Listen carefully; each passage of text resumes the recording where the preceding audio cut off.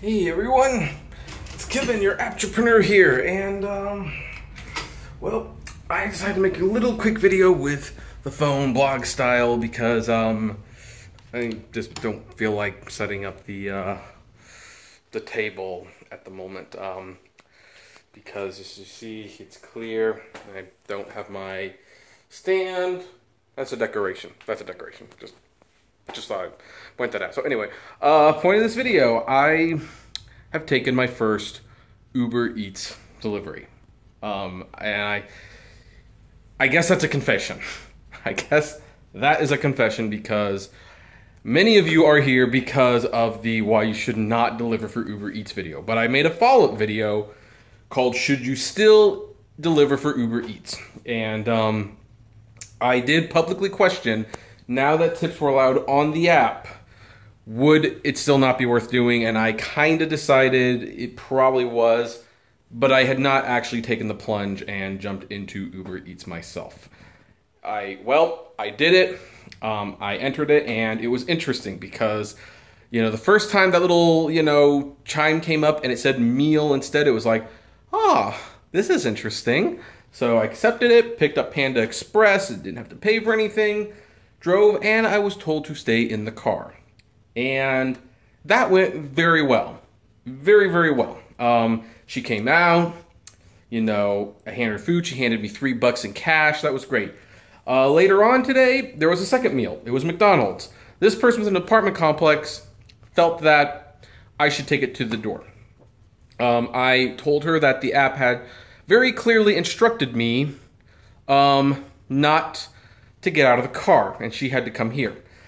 She did, but she did so begrudgingly, and I'm certain she gave me 1 star for making her do that because this was a big apartment complex. Not only that, it looked like a very expensive apartment complex. So, just saying, rich people tend to have different expectations. So, yeah, but I have to say, of the 2 deliveries, I did 2 deliveries, got 1 tip, and it was a lot easier than I expected. A lot easier, to the point where it's like, wow, I could probably do UbetEATS.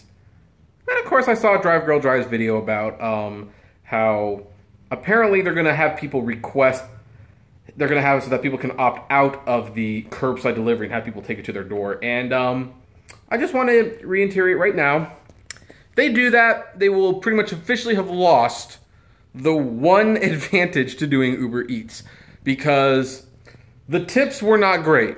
I was just picking up fast food, so the idea of hopefully getting a big order and getting a big tip is not very likely with UbetEATS. But it was so easy with the curbside delivery thing that it's like, hey, you know what? That actually makes a lot of sense. And since people can, in theory, tip you now, I guess it's worth doing. But if UbetEATS forces you out of the car to go through these complex apartment complexes, then no, it's still not worth doing. In fact, if anything, the other delivery platform should be getting more towards curbside service in the first place, because it's like, hey, yeah, I know it's like, sounds nice, oh, take it to an apartment complex, but some of these places are really hard to get through, and yeah, it's just, so, is UbetEATS worth doing? I don't know. I'll try a little bit longer, see what happens. But if they start expecting me to walk through the apartment complex, the answer is no. The answer is no, I don't want to do it anymore at that point. But if I can stay in the car, it's actually kind of fun, not gonna lie. I mean, it was actually less stressful than an Uber ride. Not gonna lie. So anyway, that's just my quick thoughts. Of course, you guys can comment about your UbetEATS experiences. I'm not sold completely on the idea yet, but hey, I gave it a shot. I gave it a shot, and we'll see what happens from here. So you know the drill. Like, favorite, share, subscribe, and as always, flame responsibly. Have a good one. No banner, no video, no commercial. We'll just do a quick shoot today. How about that?